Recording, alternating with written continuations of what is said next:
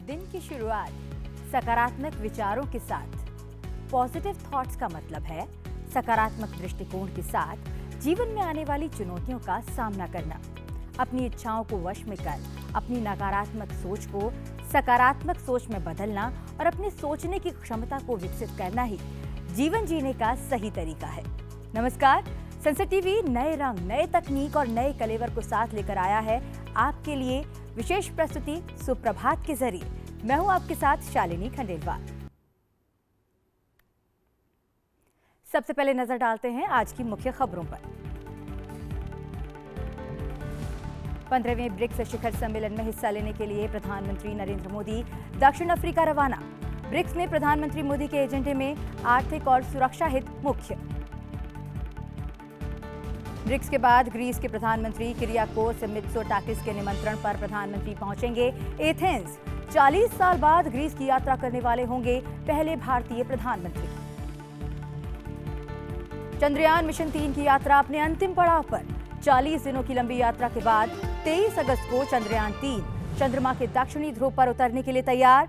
इसरो ने चंद्रयान द्वारा भेजी चांद की ताजा तस्वीरें की साझा। राष्ट्रपति द्रौपदी मुर्मू ने कहा, देश और समाज के उत्थान के लिए महिला सशक्तिकरण महत्वपूर्ण। समाज और राष्ट्र की प्रतिष्ठा को बताया महिलाओं के आत्मसम्मान पर निर्भर। उपराष्ट्रपति जगदीप धनखड़ ने अखिल भारतीय आयुर्विज्ञान संस्थान दिल्ली के 48वें दीक्षांत समारोह को किया संबोधित। दवाओं को सस्ता बनाने को बताया मानवता के लिए जरूरी। लोकसभा अध्यक्ष ओम बिरला ने सीपीए सम्मेलन का उद्घाटन करते हुए कहा, जनप्रतिनिधियों का अनुकरणीय आचरण और शिष्टाचार बनाए रखना आवश्यक। इससे ही सदन की प्रतिष्ठा और गरिमा में होगी बढ़ोतरी। प्रधानमंत्री नरेंद्र मोदी ने भोपाल में 5,580 शिक्षकों को नियुक्ति पत्र प्रदान किए। कहा, नई पीढ़ी को आधुनिक और नई दिशा देकर राष्ट्रीय चरित्र को आकार देने में शिक्षकों की बड़ी भूमिका। केंद्रीय मंत्री नितिन गडकरी आज लॉन्च करेंगे Bharat NCAP. Car crash safety program लाने वाला 5वां देश बनेगा भारत। भारतीय जनता पार्टी के एस जयशंकर सहित राज्यसभा के 9 पुनः निर्वाचित और नवनिर्वाचित सदस्यों ने सोमवार को संसद भवन के राज्यसभा कक्ष में ली शपथ। और अमेरिका के फैबियानो कारुआना को ट्राई ब्रेकर में हराकर R Praggnanandhaa FIDE World Cup के फाइनल में पहुंचे। विश्वनाथन आनंद के बाद प्रज्ञानंदा फाइड विश्व कप के फाइनल में पहुंचने वाले पहले भारतीय हैं।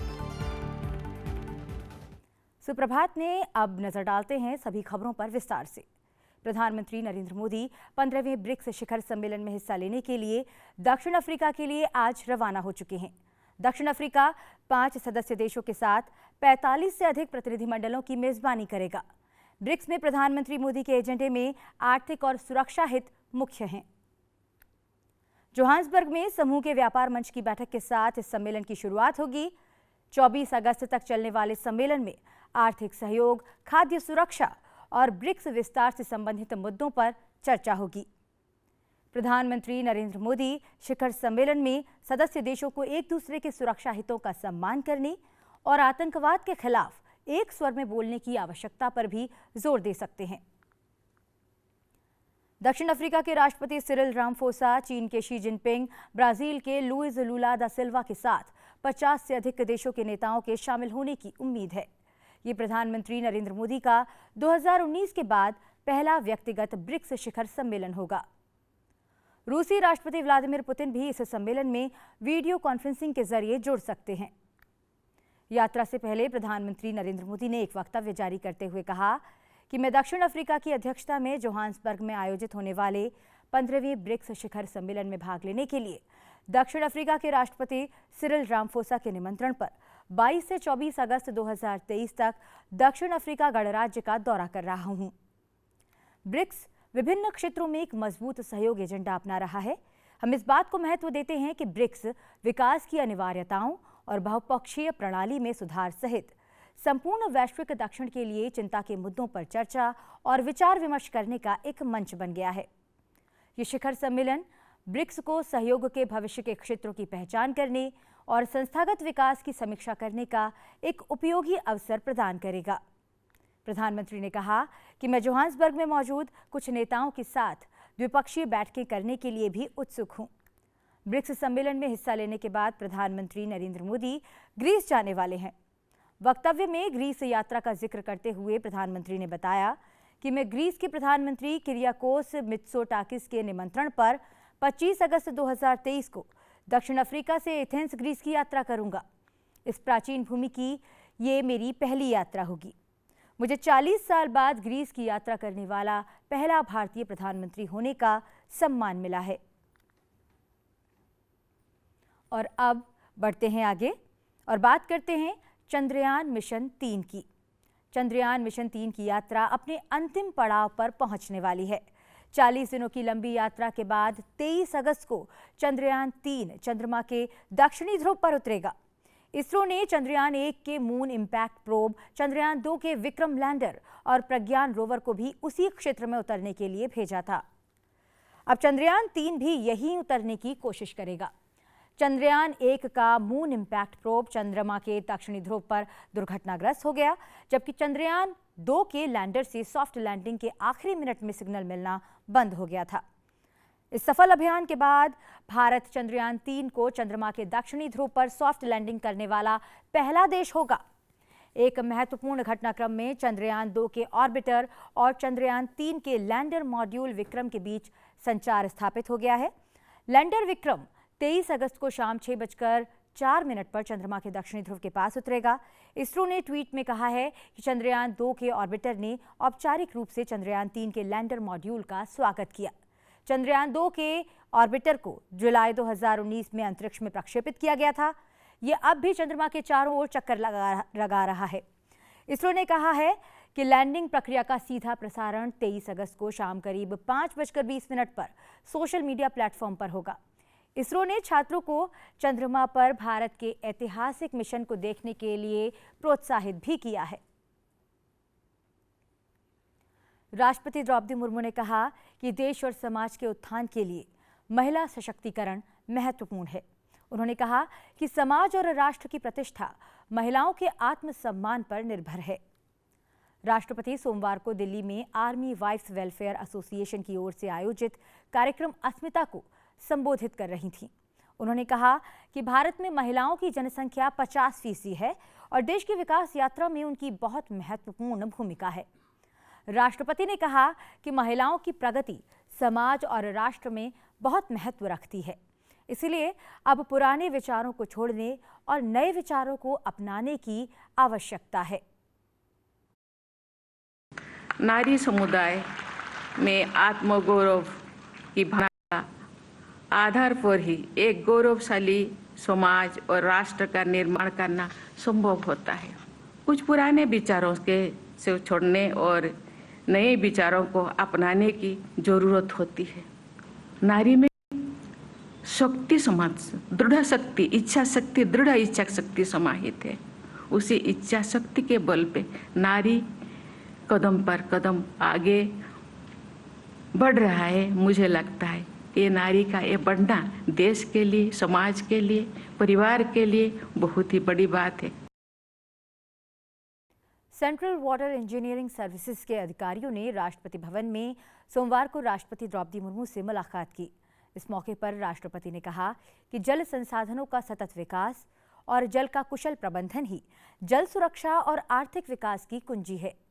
राष्ट्रपति ने कहा कि आर्थिक विकास और बढ़ते शहरीकरण के साथ उपलब्ध संसाधनों के सर्वोत्तम उपयोग की आवश्यकता होगी। राष्ट्रपति ने कहा कि अधिकारियों को मौजूदा और आगे आने वाली चुनौतियों से निपटने के लिए समग्र दृष्टिकोण अपनाने में महत्वपूर्ण भूमिका निभानी होगी। उपराष्ट्रपति जगदीप धनखड़ ने दवाओं को किफायती बनाने के लिए सभी से प्रयास करने का आह्वान किया। उपराष्ट्रपति सोमवार को अखिल भारतीय आयुर्विज्ञान संस्थान दिल्ली के 48वें दीक्षांत समारोह को संबोधित कर रहे थे। उपराष्ट्रपति ने कहा कि स्वास्थ्य के क्षेत्र में एम्स की ओर से स्थापित उच्च मानक अनुकरण करने वाले हैं, जो सेवा के प्रति इसकी प्रतिबद्धता और कर्तव्य की गहरी भावना को दिखाता है। उन्होंने प्रत्येक क्षेत्र में व्यावसायिक उच्च मानक बनाए रखने की आवश्यकता पर भी जोर दिया। Their commitment to service and a deep sense of duty is worth emulation by all. I take the occasion to congratulate and express my debt to everyone who is working in AIIMS as doctor, members of the faculty, paramedical, and other staff members. It is heartening to gather that AIIMS has created an ecosystem of excellence by forging partnership with other premier institutions like IITs of Delhi, Kharagpur, and many other institutions within the country and abroad. These are times when we must bring about convergence of talent, of thinking, of innovation, research, development, so that all those who converge can benefit and there can be larger results. उपराष्ट्रपति जगदीप धनखड़ ने कोविड-19 महामारी के दौरान स्वास्थ्य कर्मियों के निस्वार्थ समर्पण की सराहना की।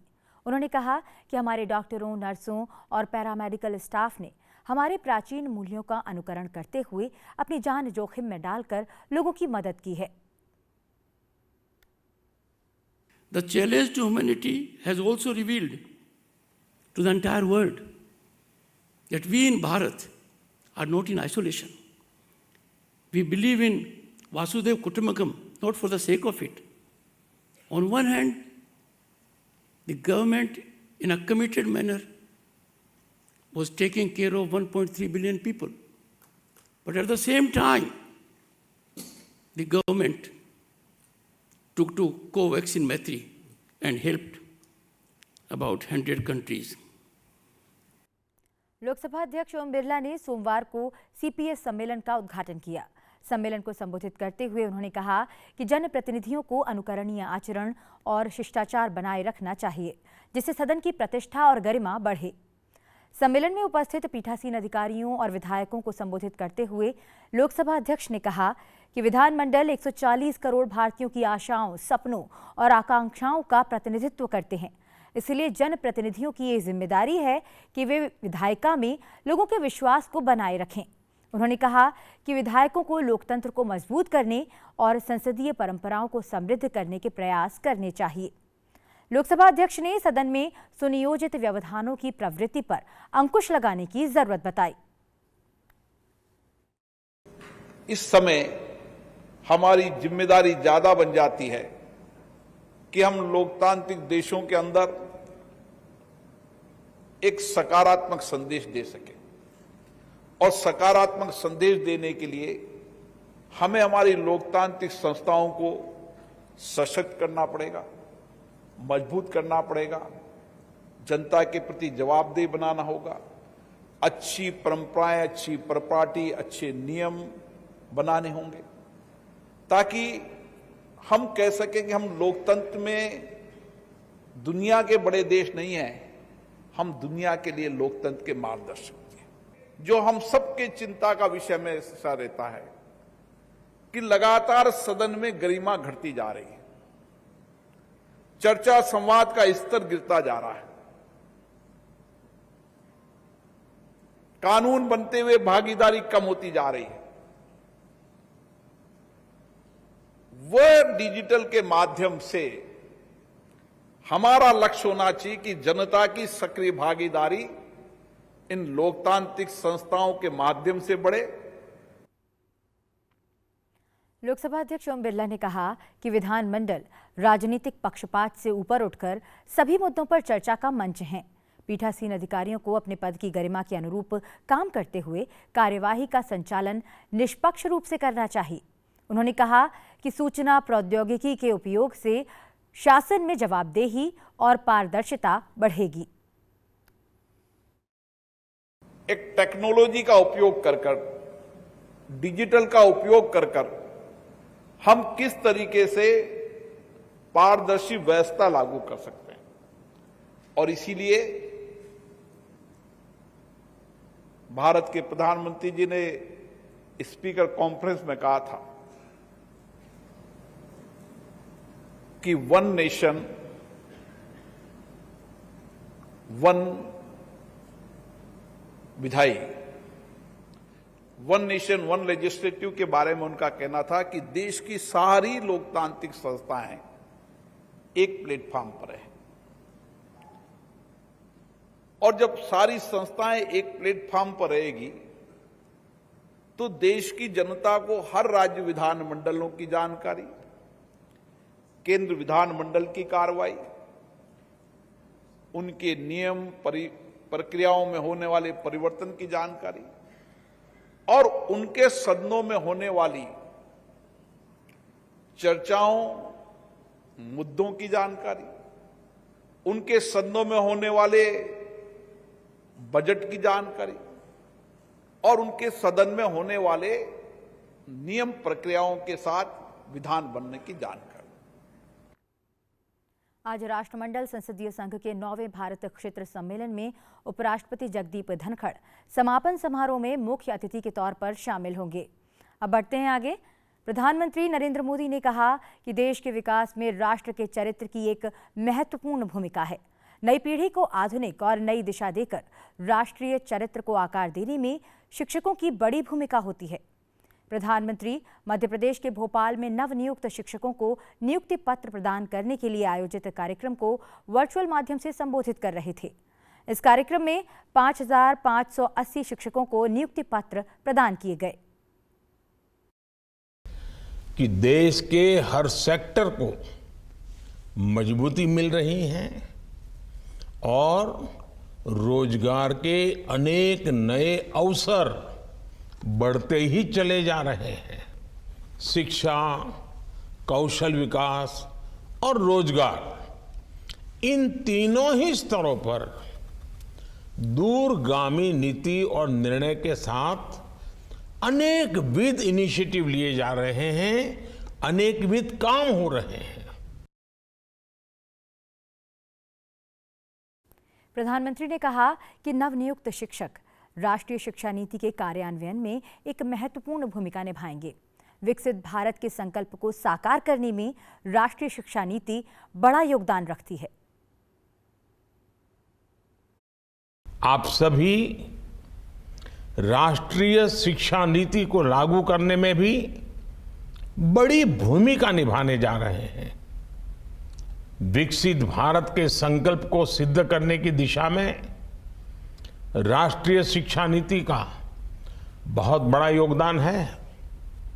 इसमें पारंपरिक ज्ञान से लेकर विश्व की टेक्नोलॉजी तक को समान रूप से महत्व दिया गया है। प्राथमिक शिक्षा के क्षेत्र में नया पाठ्यक्रम भी तैयार किया गया है। एक और बहुत बड़ा काम हुआ है मातृभाषा में पढ़ाई को लेकर। भारतीय जनता पार्टी के एस जयशंकर सहित राज्यसभा के 9 पुनः निर्वाचित और नवनिर्वाचित सदस्यों ने सोमवार को संसद भवन के राज्यसभा कक्ष में शपथ ली। देखते हैं पश्चिम बंगाल से भाजपा के नवनिर्वाचित राज्यसभा सांसद नागेंद्र रे के साथ संसद टीवी के संवाददाता सूरज मोहन झा की खास बातचीत। आज राज्यसभा में कई सांसदों ने शपथ ली है और उन्हीं सांसदों में पश्चिम बंगाल के भारतीय जनता पार्टी से सांसद नागेंद्र राय हैं। आप पहली बार राज्यसभा के लिए निर्वाचित हुए हैं और आज इन्होंने शपथ ली है। नागेंद्र जी, आपने राज्यसभा में निर्वाचित हुए हैं, क्या चुनौतियां हैं, क्या आप आगे करना चाहेंगे? चुनौती तो बहुत सारा है, लेकिन हम चाहते हैं कि हमारे जो इलाका है इसको एक्सक्लूसिव डेवलप होना चाहिए। उनका पीपल्स का जो डिमांड है ये इमीडिएट फुलफिल होना चाहिए। हाँ, तो ऑल ओवर इंडिया में अभी तो जो चांस आएगा, जो काम दिया जाएगा वो मैं असल करूँगा। लेकिन फर्स्ट प्रायोरिटी हमारे उत्तर पूर्वांचल का नॉर्थ ईस्ट साइड में जो एक्सक्लूसिव डेवलप करने का जो मतलब एम है उसको कार्य करने के लिए, पूरा कार्य करने के लिए गवर्नमेंट को सोचना चाहिए और मैं यही बात को सोच रहा हूँ। राज्यसभा का इस्तेमाल आप उत्तर बंगाल के विकास के लिए करना चाहते हैं। वहाँ पर काफ़ी बड़ी आबादी जनजातीय लोगों की है और अलग अलग जो मूल निवासी हैं वहाँ पे हैं जो विकास की दौड़ में काफ़ी अब तक पीछे छूटे हुए हैं। तो किस तरह की आपकी चुनौतियाँ हैं? राज्यसभा के सदन का आप किस तरह से इस्तेमाल करेंगे वहाँ के लोगों की आवाज़ को उठाने में? नहीं, वहाँ का हम लोग का जो नेटिव प्लेस है वो उनका आवाज़ हम जोरदार से उठाएंगे और सरकार को हमने विनती करेंगे कि जल्द से जल्द इनका जो मूलभूत डिमांड है इसको फुलफिल किया जाए। आप लोग अभी सभापति जी से मिलके भी आए हैं, तो किस तरह से आगे के कार्यकाल में सभापति जी के साथ आप लोगों का सहयोग रहेगा और अपने क्षेत्र के साथ पूरे देश के मुद्दों को आप उठाएंगे सदन में? ना, माननीय सभापति जी हमारे साथ बहुत सारा हमारे बात सुना है, लेकिन फेस टू फेस हुआ नहीं पॉलिटिकल प्रॉब्लम का द्वारा, लेकिन आज तो सॉल्व हो गया। आज सभापति भी खुश है, हम भी खुश हैं, तो मिलजुल के बातें करेंगे। हाँ, सारे से सारे बातें करें, सारे हमारे हिस्टोरिकल बैकग्राउंड, हमें क्या चाहिए, हमको अब तक क्या डिफरेंट किया गया है, हम वो बताएंगे। ठीक है, अभी हमारे साथ बातचीत के लिए राज्यसभा में नवनिर्वाचित नागेंद्र राय जी थे और इनसे हमने जाना कि इस कार्यकाल में ये क्या कुछ अपने क्षेत्र के लिए राज्यसभा में करना चाहेंगे। कैमरामैन अजेंद्र कुमार के साथ सूरज मोहन झा की रिपोर्ट। अब तक भारत में बेची जाने वाली कारों पर global NCAP crash test rating दी जाती थी, जिसमें कारों से 0 से 5 के बीच मिलने वाली स्टार रेटिंग से कार की मजबूती का अंदाजा लगाया जाता था। अब भारत एनकैप प्रोग्राम के तहत भारत में ही वाहनों का क्रैश टेस्ट किया जाएगा। कारों में यात्रियों की सेफ्टी के मद्देनजर लगाया जाने वाला ये क्रैश टेस्ट प्रोग्राम आज से लागू किया जाएगा। इस प्रोग्राम के तहत भारत में मैन्युफैक्चरिंग की जाने वाली और बेचे जाने वाली कारों को उनके क्रैश रिपोर्ट के आधार पर सेफ्टी रेटिंग दी जाएगी। लंबे समय से भारत एनकैप का इंतजार हो रहा था और अब इस प्रोग्राम को केंद्रीय सड़क परिवहन और राजमार्ग मंत्री नितिन गडकरी द्वारा आज लॉन्च किया जाएगा। इस नए प्रोग्राम के तहत 3.5 टन तक वजन वाले वाहनों का क्रैश टेस्ट किया जाएगा। और अब बात खेल की। R Praggnanandhaa FIDE World Cup के फाइनल में पहुंच गए हैं। विश्वनाथन आनंद के बाद प्रज्ञानंदा फाइड विश्व कप के फाइनल में पहुंचने वाले पहले भारतीय हैं। खिताब के लिए वे दुनिया के नंबर 1 खिलाड़ी मैग्नस कार्लसन के खिलाफ लड़ेंगे। भारतीय ग्रैंड मास्टर आर प्रज्ञानंदा ने विश्व कप शतरंज में मजबूत प्रतिद्वंद्वी अमेरिका के फैबियानो कारुआना के साथ सेमीफाइनल के पहले गेम में अपनी बाजी ड्रॉ खेली। दोनों के बीच इस गेम में 78 चालें खेली गईं। काले मोहरों से खेली गई बाजी बराबरी पर रहने के बाद 17 साल के भारतीय खिलाड़ी के पास अब रविवार को सफेद मोहरों के साथ खेलने का मौका होगा। और अब समय है एक छोटे से ब्रेक का। ब्रेक पर जाते जाते आपको दिखाते हैं आज के दिन से जुड़ा इतिहास। आप बने रहिए सुप्रभात के साथ। 22 अगस्त साल 1864 को स्विट्जरलैंड के जिनेवा शहर में पहला जिनेवा सम्मेलन हुआ। 19वीं सदी के मध्य से पहले दुनिया में युद्धबंदियों पर शत्रु देश की ओर से किए जाने वाले अमानवीय बर्ताव को रोकने के लिए कोई कानून नहीं था। इस सम्मेलन का मुख्य उद्देश्य था मानवीय मूल्यों को संरक्षित करने के लिए कानून बनाना। इसकी शुरुआत रेड क्रॉस के संस्थापक हेनरी डुनो के प्रयासों से हुई। वर्ष 1859 में फ्रांस और ऑस्ट्रिया के बीच हुए सोल्फेरिनो युद्ध में जब हेनरी डुनो ने युद्ध स्थल का दौरा किया तो वहां हुए भयानक रक्तपात को देखकर उनका हृदय विचलित हो उठा, जिसके बाद उन्होंने रेड क्रॉस नामक संगठन की स्थापना की। इसके तहत युद्धबंदियों पर होने वाले अत्याचारों को रोकने के लिए आज ही के दिन पहले जिनेवा सम्मेलन का आयोजन किया गया। इसमें 4 प्रमुख संधियों और 3 प्रोटोकॉल्स का उल्लेख किया गया। इसमें युद्ध के दौरान घायल और बीमार सैनिकों को सुरक्षा प्रदान करना है। इसके अलावा इसमें चिकित्सा कर्मियों और चिकित्सा परिवहनों की भी सुरक्षा व्यवस्था की गई। संधि के मुताबिक प्रिजनर ऑफ वॉर के तहत युद्धबंदियों को युद्ध के समाप्ति के बाद बिना देरी किए रिहा किया जाएगा, इसका प्रावधान रखा गया।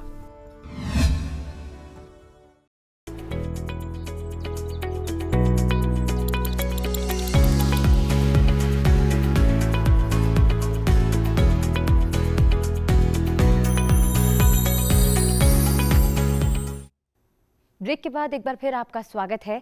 सुप्रभात में अब बात करेंगे हस्तकलाकार पद्मश्री भानुभाई चुन्नीलाल चितारा से। 67 साल के भानुभाई चितारा को भारतीय हस्तकला को संजोने के लिए साल 2023 के पद्मश्री सम्मान के लिए चुना गया। उन्हें ये सम्मान करीबन 400 साल पुरानी गुजराती हस्तकला मातानी पछेड़ी को आज तक जीवित रखने के लिए दिया गया है। चितारा परिवार मातानी पछेड़ी कला पर काम करने वाले मुट्ठी भर परिवारों में से एक है। ये कहना गलत नहीं होगा कि देश में आज जो भी मातानी पछेड़ी कला पर काम कर रहा है, उन्होंने चितारा परिवार से ट्रेनिंग जरूर ली होगी। ये भारतीय हस्तकला गुजरात के इतिहास से जुड़ी हुई है। मातानी पछेड़ी का शाब्दिक अर्थ है माँ देवी के पीछे। कपड़े पर पेंटिंग की ये शैली देवी देवताओं के अलग अलग रूपों और उनकी कहानियों को दर्शाती है। इस कला को जीआई टैग भी मिल चुका है। पहले ये चित्रकारी मात्र लाल और काले रंग से की जाती थी, लेकिन आज इसमें कई तरह के प्राकृतिक रंगों का इस्तेमाल हो रहा है। और आज हमारे साथ जुड़ गए हैं पद्मश्री भानुभाई चुन्नीलाल चितारा। नमस्कार, आपका बहुत बहुत स्वागत है।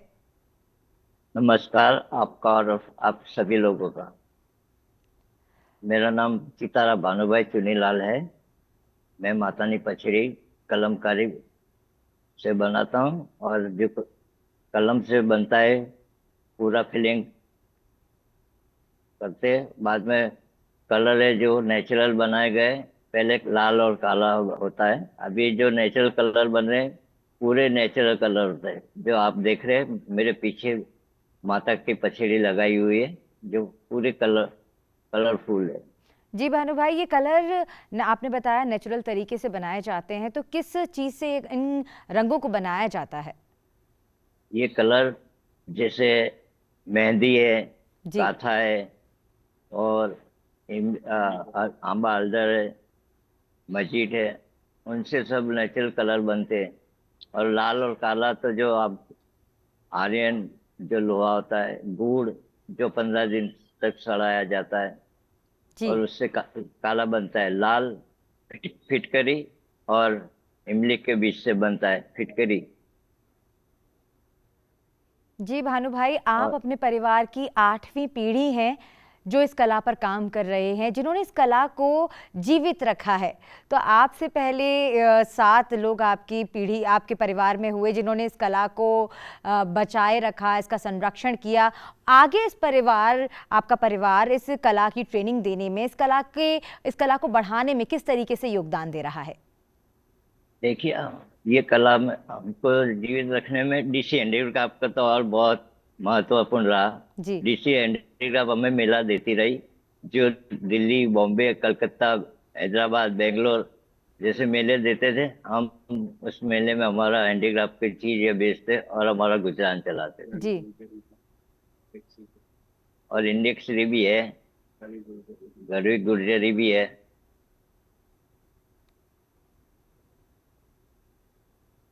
जी, आपकी ये जो कला है कपड़े पर की जाती है, इस कला का स्वरूप जैसे शुरुआत में रहा होगा, आपके दादाजी करते होंगे, उसके बाद आपके पिताजी, फिर आपने जैसे देखा है जब से आपने होश संभाला, इस कला के स्वरूप में क्या कोई परिवर्तन हुआ है? रंगों की बात तो आपने की, उसके अलावा पहले ट्रेडिशनल कलर लाल और काला होता है। जी जी जी। इस कला को अभी पहले ब्लॉक से भी बनाते थे, अभी बाम्बू की स्टिक से बनाते।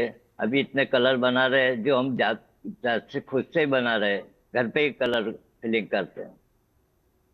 जी, आप आगे क्या भविष्य देखते हैं? इस कला को जीआई टैग मिल चुका है, प्रधानमंत्री नरेंद्र मोदी ने इस कला को ही उपहार स्वरूप सुनक को भेंट किया, तो इस कला का जो स्वरूप है वो देश से निकलकर विश्वव्यापी होता जा रहा है। तो आप क्या भविष्य देखते हैं इस कला का?